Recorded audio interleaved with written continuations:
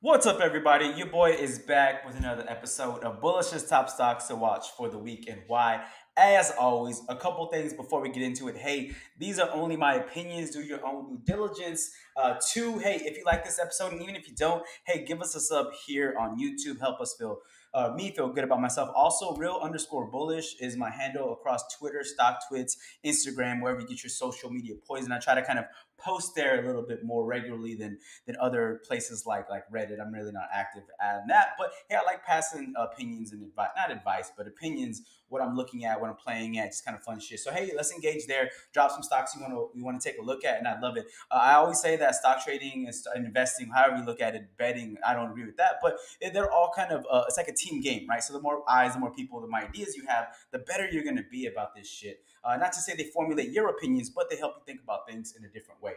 All right, so let's get into it. I have one up right now, and this one I have three I'm watching this week, basically carried over from last week. I know I've been a little bit not as consistent with what I've been doing. Have some pretty life altering events happen to me, not for the bad, for the good, but also trying to figure out how I'm kind of fitting these things into my daily life, my week. I've definitely been watching, playing the market a little bit, but kind of been more a little bit inactive with some of the stuff. But I still been looking at it. I love this is just shit that I love to do, right? I love reading, I love researching. I'm a nerd in general, not a smart nerd, just a nerd. So all this shit's so fun to me. The money aspect is just kind of like an added effect on there as well. But anyways, I got three that I'm watching this week. Celanese is one, Dick's Sporting Goods, and Nucore. Shout out to Jimmy Chill for that one. But anyways, going into CE, and you have it up on my screen right now. If you can't see it, oh well. But basically, they had a really great earnings release last, I think it was, middle last week. Their Q2 adjusted EPS quadrupled to $5.02 from $1.30 a year ago.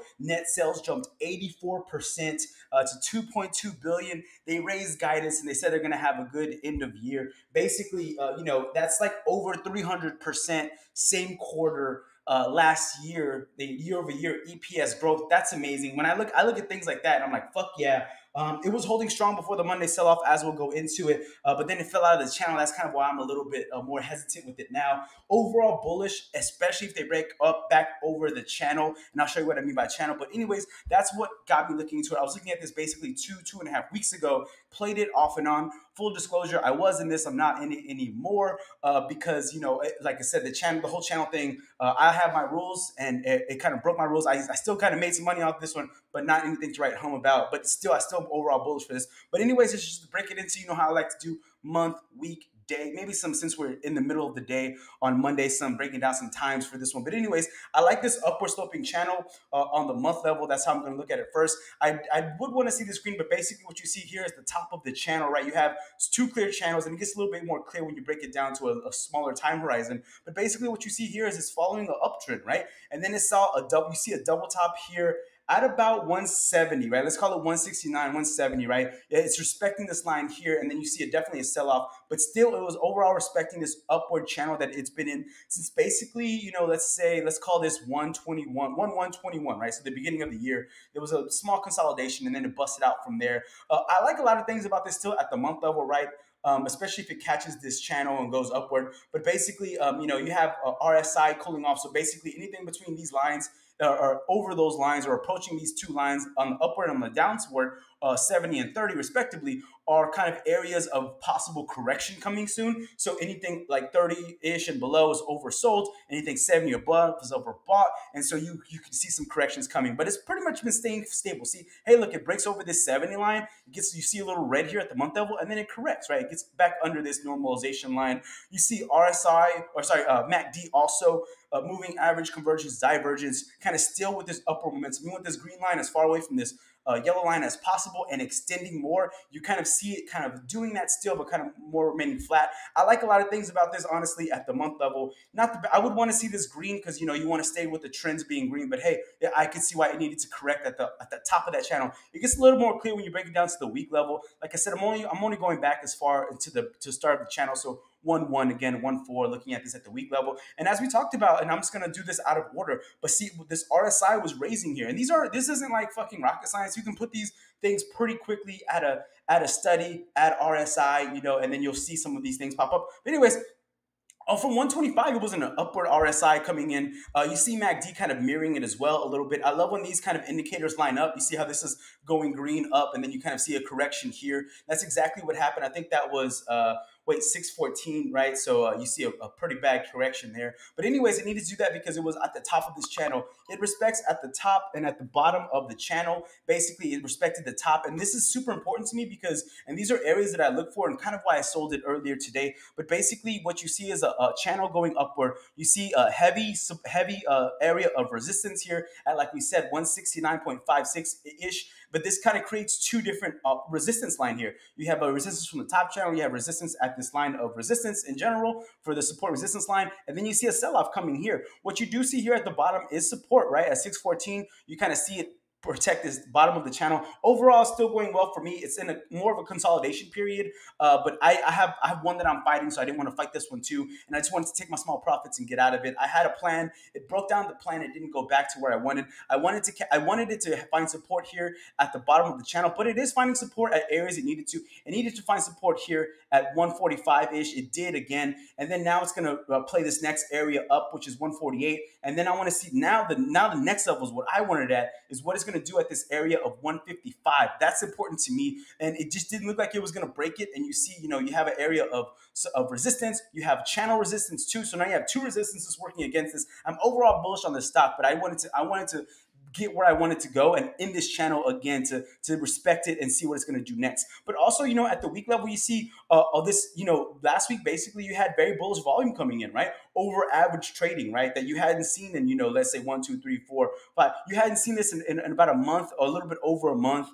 Definitely bullish volume. You haven't seen that much volume coming in since 2/1. So, February, right? So I do think that this has a lot of upward momentum coming in. It just needs to correct a little bit. It needs to find its footing again after the earnings. Again, amazing earnings beat. We'll see what it does here. But basically, RSI is kind of starting to come back around. MACD looks like it wants to curve around. So at the week level, it's looking good as well. But it's a lot of resistance here at this one area. So I didn't want to fight it. And you can see it a little bit better here. Also, so if I look at it at the day level, again, same fucking chart. You have the upward channel, you have the bottom of the channel. I wanted it to find support here at this channel, and that's exactly what I did. I bought it here, hoping that it was gonna stabilize here, but you didn't. You had 716 was Friday. You kind of see it coming down. Monday, this is the Monday of 719 where it opened lower. All the stocks fucking shit on Monday, so it wasn't just for this, but it bounced it out of the channel so hard that I was like, fuck, now I gotta fight it to get back green on this motherfucker. And that's exactly what I tried to do. I ended up getting it back. But then when I came in today, and this was basically, I was trying to hold this for a little bit longer because I do believe in it, but it just took too long to try to get back to this over this here. Like I said, hey, you have a channel resistance here. You have fucking resistance here from the support resistance lines here. So when those things go against you, that creates a really, really hard area to break, and it just didn't want to see it. I didn't see it doing it this morning. And like I said, hey, break it down to the 15 minutes if you want to. But basically, it looks like now it looks good. They got me in the sell-off. I tried to catch it. I caught at the top. Wasn't able to get out of it. I just saw this really strong red candle, got out, small green. That's fine with me. But now what I'm going to do, and because I wanted it to break back into this channel, I'm going to wait for it and I have an alert set. Hey, when it breaks over this channel, let me know to look at it again because I am still bullish on this overall. But right now, it's just there's too many wild cards, and I don't want to be in this for longer than I have to be when it's not kind of doing what I wanted to do. Another one I wanted to look at was Dick's. Like I said, Dick's Sporting Goods. Again, I was watching this. I actually been watching Dick's for a few weeks, and I'll show. And I think you'll be able to see a little bit why. But anyways, for Dick's, I love catching stocks when they're breaking the hundreds, 200s, 300s, 400s. There's this, for the first time, there's this really interesting book called Reminiscence of a Stock Operator. And it was basically written in 1920s, right? So 100 years ago. And a lot of the rules that he applies there when he was stock trading in 1920s are still applicable fucking over 100 years later for us. And one of his really fun ones that I thought was basically, he was like, hey, when you catch these going 100, 200, 300 for the first time, they usually have legs to extend those gains into the lower to mid hundreds sometimes. So like, I think in my mind, for some reason, 125 or below, right? I don't know why I think that way, but I try to carry it that way. And it's been pretty successful for me in terms of catching it that way. It doesn't work for all of them, but that's one of the things I look at because it's all about people framing it, in their minds as well. They're looking at 100, they're, oh, fuck, getting a hard off of the next one. Anyways, like I said, I love catching it. And what I found with this one, there was really heavy support at around the 95 level. And I'll go into why I say that. Also, I love this because it's a reopening play. It's a going back to school play. which I know we have this Delta variant and it fucking sucks. We have to mask up. We have to protect ourselves. We have to protect other people. But anyways, it's still, we're still going to reopen eventually. We're still going to go back to school, even if you have to have masks on. You're still going to have autumn and sports. The fall, they have sports like football, basketball. All that shit's going to come back. Dick plays well into that. Dick's also has, it's just a fun name also, but they have really a really interesting online retail element to it as well. Also, they have the extended tax credits for kids, for parents with kids. So I think that that's going to all bode well for retailers. I think Dick's is in a perfect spot. And you've seen before, hey, I played Dick's already a couple times. This is when I was playing it the last time, last November, and I was charting it out. You see all these ugly ass lines here, but I was doing it. I will say that Dick's is basically up 90% year to date. So starting the beginning of the year to now, 90% year to date. So you might see, and you will see some sell off. And that's what kind of caught me a little bit. I wasn't Dick's, not anymore, but I'm looking to get back into it once it breaks what I wanted to do. So Dick's for me, is already sitting at 90%. I didn't want to get caught up in that, but I'll tell you why I like it. Don't look at this. This is what I was doing for last year, basically. But I love a lot of things about Dick's so far. Especially I wanted to go back, retest 100. We'll see if it does that, or we'll see if it just kind of sells off. Like I said, I played this one, loved it. Every time I play Dick's, I love it. But that's funny. But anyways, at the month level for me is a little bit extended off of this 10 EMA. I don't like when things get too far extended for my entry. That's fine if I'm going to hold it. But basically, what you see is a couple things here. You see a bunch of green ass month candles, which is what you want to see. You see some indecision here. That's the first thing, sign of weakness. This is called like a spinning top or a doji. People are like, at this area is really important. You see it respecting it a couple times last month and now this month, right? We're at the end of the month. It's respecting it almost three times. We respected it here. So 3 months ago, this month, and then next, and then this current month, like last month, 2 months ago, right? So it's respecting this area here. You see an indecision doji here, which is for me already like, fuck, Okay. But then you see it coming with a strong green candle, which is definitely what you want to see. RSIs we talked about, anything over 70, it's in overbought territory. So there's a lot of exuberance in the market about this, right? And it's great. Right now it's at 83 basically. And that's great. It can stay exuberant. People can stay exuberant about it as they continue to do it. But as soon as they start selling, you're going to see this motherfucker start cutting off. MACD is still going the right way. So I like that a lot. Stepping into a week level, I'm going to go quick because I want to do 15 minutes or less. How I like to catch stocks, and I got this one basically from this book. If you want to read this is an amazing book to start off with. It's How to Make Money in Stock Markets. And this was written, I don't know how many times ago, how many years ago, but it's not new, but it's a little bit older, but still the lessons that they teach you are amazing. One of them that I love to take away from this is you want to catch at the week level. They don't break down the month level really, but they look heavily in the week level. And that book actually got me looking at the week level. It made me a better trader or investor, however you want to look at it. But basically, you don't want to get them when they're too far extended. So already this is pretty far extended from this 10 EMA line at the week level. You want this as close as possible. So I was catching it basically every time it was trying to catch it. Every time it raced this 10 EMA, I was overall bullish for the stock. They had great earnings. They have earnings coming up again. But basically, every time it tried to touch this 10 EMA on the week level, I was buying this motherfucker. But also, I got into this incorrectly. I got it at extended off, which is my dumb mistake. I was just exuberant about it, right? But at the week level, still, hey, for the past, let's say 524, it's been testing this area here of 100. Basically, let's call it 100 and some change, right? And so once you break over that, you're going to see some shit happen to it. And right now, it's extending off of it. We'll see how it goes. It really needed last week. You see this huge green candle. Amazing. You see this upward triangle kind of with the support here. But what you see when you look at this, what I saw is basically, it not extending too far for higher highs, but it's making higher lows. So that was super bullish to me. I caught it. I stayed with it. Also at the week level, it's not extended yet. It was correcting, coming down. MACD is looking good as well. But at the day level as well, this is what I was seeing, and this is why I sold it, because basically it was extending, and now it wanted to sell off for this morning. But basically, it finally broke over this line of support, 100, and that's what I wanted. I wanted to catch it as close to 100 as possible and ride it up for a few bucks. I'm not trying to ride this one to the moon. Basically, I'm trying to win with it, right? And that's exactly what you do. You don't win fucking making 200, 300% gains in a week. You do it over making in my opinion, 5-10% over a week, over a month. The stock market was made off of pennies, not made off of thousands. You know what I'm saying? But anyways, that's just my opinion of it. But at the day level, it's still looking really good. Unfortunately, I took my profits every 5%. I'm going to scale out. I'm going to take my profits. I wanted to take Dick's because, like I said, it was overextended extended 90% year to date. It's been up almost 100% year to date. So I wanted to take profits before other people took my profits for me, and that's exactly what I did. But I am watching this again because at the week level, again, I have alerts set here for a reason when it extends. I actually want to see it retest this 100 area. So I have alerts both ways. I probably will play this again depending on how it goes. I want to catch it closer to this 100 level and ride it up. I don't know if it'll give me that, but basically what you see here is you see RSI going up. You see there's been no volume over average coming in. Dix isn't that sexy, but anyways, so you don't see any average at the day level yet over this one, right? After you saw that, you haven't seen volume come in, but also you see RSI going up still. Great, it's still in a reasonable area, 63. Worry about at 70 correction territory. What's important though is at the day level, MACD is still looking strong. It's kind of moving to be divergent for that as well. I'm gonna break into the 15 minutes because this is how I'm trying to play this. If you're familiar with patterns, basically this is an ABCD pattern as I see it now. It starts at your A down here. You see your B up here, strong green candle on the 15 minutes. And then you see the C where it's going to consolidate here. So we'll see if it holds here at this line-ish here. Basically, I want to see an A, B, C. I want to see, and then your D is where it breaks out. The breakout is going to be the top of the move, right? Then you just overlay the size of this candle amount over the break area, and that's what you can think of as your price target. So I want to see it break out, and I might play this for a quick breakout scalp today if it does it, or whenever it does it.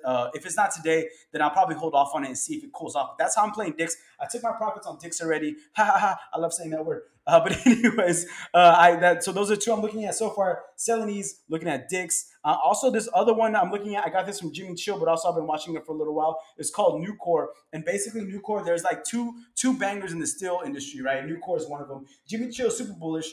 He was actually under the water of it, but I think now he's green. Also great earnings. Solid top line, bottom line beat for earnings that were last week. Basically, revenue of 8.79 billion. That's plus 25% same quarter year over year. So it's extending its earnings per share. It exceeded estimates by of about 8.25 billion. So this thing's making some fucking money.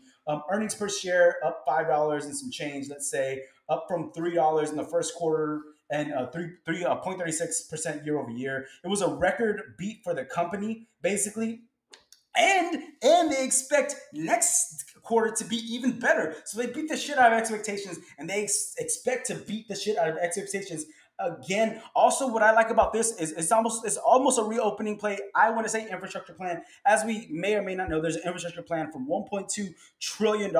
We should hear more news about it this week, if what's going to happen with it. But basically about this, so 1.2 trillion over 8 years with almost 600 billion in new spending for bridges, roads, railroads, airports, along with power, water, broadband infrastructure problems. So that's your 5G, that's your steel. And if you're one of the two big bangers in the steel industry, which Nucore is, that's going to be super bullish. Now, you have to think about, is that infrastructure bill going to pass? I don't know. I like a lot of things about Nucore. Just, it beat expectations, great. But also, it's not, the charts don't look too bad. At the month level, you do see that it's a little extended, right? So that's what I don't like. And that's why I say, when I'm doing these, I'm doing things to watch, not exactly play. But if you see it at the month level, it is fucking extended off of this 10 EMA line. I want to see, but it has been trying to consolidate. So you see this almost double top here at 105. See, this is the rule of the hundreds, right? It busted 100. Where did it go? It went to fucking 111, right? So you can use that offensively or defensively, right? That's the super area now. So now I'm going to use that as a frame of reference for me. Like I said, at the month level, it's kind of mixed because it's super far extended. So far in the month, you do see this indecision doji here. So I don't know how it's going to go, and I don't like playing things if I don't have a reasonable expectation for it to go one way or the other. Right now, it's under support. It's over to the support. It's hitting resistance though. It's extended off the line. For me, it's gonna be something to watch, not exactly play right now. Also, you see it extended right here on the month level. The RSI is at 74. Like I said, hey, when these kids get too extended, you see it come back to normal, right? MACD is still looking good. But MACD at the month level is a little bit harder to judge. If I'm looking at this, like I said, hey, step into the week level. Again, I do like this at the week level for a few reasons. It's making higher highs. It was hitting all-time highs of 111. It cooled off great. But what I love about, like I said, I love catching stocks as they're crossing this 10 EMA at the week level because it shows it's not too far extended on the week. And that's exactly what you see here. It consolidated since 614. This is called a consolidation area where the stock is kind of like just meandering in the middle, right? It's meandering between 106, 193. So you have 13 bucks there in terms of the range is playing at. I wanted to hit this and extend off, but basically, at the week level, it doesn't look too bad, honestly, and it might be something I'm interested in if it sells off or stays in this area for a little bit longer. The longer the consolidation period, the longer the spike eventually is kind of like the general rule. But anyways, it was extended too far at this RSI level. Like I said, anything above this, you see correction. It did want to correct here, bounced up, and now we're seeing it at 64, which is very reasonable. MACD is crossing to want to be bullish again. I like this at the week level a lot because, how I would play this is exactly that. It's kind of in the middle. So right now, it's too far for me a little bit. I want to see some cooling off. But what I like about this is it gives me a plan. I can say, hey, I can trade this for 93 bucks. You want to have at least a 2-for-1 risk to reward ratio, or 1 to 2. So I'm risking $1 to make $2 at least, and that's how I would play it here at this next level. So once it busts over this for the first time, I'm gonna create an alert just right now as we're talking. Right at or above this, I want an alert because then I'm gonna use this as saying, okay, great, it broke over this. Hopefully wait a day or two, see if it holds that. This is going to be my level. If it drops below that a significant amount, get out or use this second one as my support. But basically, I'm going to play this for the upside. So I'm hoping this sells off, but also if it goes up, I'm going to use that, basically 100 area, right? Super important area as my trading basis and use that as my risk reward ratio, right? So that's at the week level. Looking at the day level as well, you do see it bounce off of this level and go up, right? I love this. It doesn't look good at the month level. It looks good at the week level. It looks really good at the day level. Why do I say that? Because it's been consolidation in this area. It's been consolidating in this 93.04 area for a little bit, right? So it's been consolidating this whole time, right? Boom, consolidating here. I know I'm talking fast, but I'm trying to get back to work. I got work to do today. But anyways, I just want to make this video pretty quick, Monday morning ish. But what I like about this is at the day level, you see RSI, like you said, up here it's not as good. Down here going up is really good, and that's what it wants to do at the day level. Since 719 has been rounding out to be more bullish. You see MACD finally want to come online. So I think that once this thing starts to run, and that's kind of what Jimmy Chill said, it's gonna run. I wish I would have caught it last week. I was fighting some other ones. But I'm watching it this week for sure. I want to see it even out, right? I want to see it bust below this line and start testing this 93 area. But if it busts 99, I think that's also good, and you can use that as a play to be offensive and defensive with. But the market last week, it sold off really hard on Monday. It was a great buying opportunity. I usually wait one day after buying opportunities to see if that bullishness or that pessimisticness is going to extend. So that's how I was playing last week. I got an opportunity to correct some of my mistakes that I made the previous week, which was cool. But that's how I did. When I see dips, I have stocks that I'm looking at to buy, and usually those when I pull the trigger. Not when things are making new all-time highs, when things I like are making lower lows sometimes, or like making losses. I like to play those. But also another interesting one, Hood HOOD starts trading on Thursday. I'm scared when big IPOs go down because everyone has to, like, this. Our money is finite, right? We're not infinite amount of money, right? So basically, when new things come online, especially super popular ones like Robinhood starts trading on Thursday, and I think the mid to low 30s area. So I might look at that as an interesting one, just because the name association, just because everyone knows Robinhood, everyone uses Robinhood, or at least starts off using Robinhood. But when those big IPOs come on, it scares me because that money that is pushing the market up has to come in. You have to take those profits or those losses and put them somewhere else. So people that buy Robinhood, to me, are going to be people that have to take money out of like Apple or Fang or whatever. The other thing is Fang is going to be banging this week. This is an interesting week for earnings because Fang is coming out. I didn't want to play Fang these earnings because everything is super extended off of, even with considering Monday's correction, Fang and like the earnings that to me are the bread and butter this week are far. Their charts are fucking extended, and I didn't want to chase it. I wanted things to come back. Like in CE, I have some other ones I'm watching, like Synchrony Financial, which I'm a big fan of right now. But same with CNE, I wanted to back over this chart. It looks like it's cooling off a little bit. Yeah, it doesn't want to break this area yet. They have a dividend coming in, I think in August, of 22 cents per share. So that's going to be really interesting. And I think you'll see a nice little run up there. But same thing, Synchrony Financial also had really good earnings, but they were just a product of that overcorrection on Monday, which we needed. But still, I'm watching some good ones, just nothing, not playing any earnings this week so far. The ones I looked at probably 30 different earnings potentials for this coming up week, and things just either look too far extended or their earnings were shit. There were a lot of shit earnings coming up. But anyways, I'm gonna wrap it up here. Like I said, how to make money in the stock market. I really recommend this for anyone looking into it and wants to look at just get deeper dynamics into their earnings. It really helped me, and I'm actually probably going to read it again here when I finish the book on Jeff Bezos that I have. But yeah, everyone have a great week and peace.